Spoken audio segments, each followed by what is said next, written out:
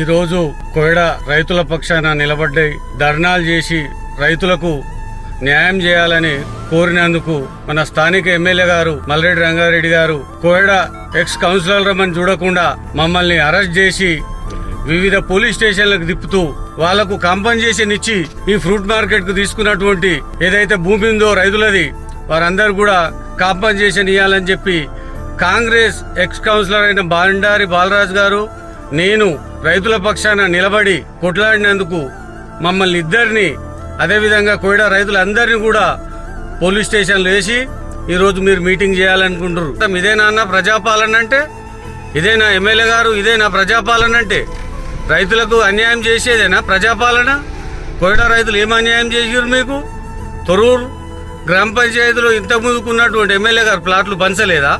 రైతుల భూములు తీసుకొని రాగన్నగూడలో ఇయ్యలేదా? తుర్కేంజాల్లో ఇయ్యలేదా? మరి కోయడలు ఎందుకు ఇయ్యారు మాకు? రైతులంతా నాగోల్ పోలీస్ స్టేషన్, ఐత్నగర్ పోలీస్ స్టేషన్లో ఉంటే మీరు మాత్రం మా భూములలో ఉండి, మా రైతుల భూములలో ఉండి మీరు మీటింగ్లు పెట్టుకుంటున్నారు. అయినా సరే మీరు రైతులకు న్యాయం చేయాలని చెప్పి డిమాండ్ చేస్తున్నాం.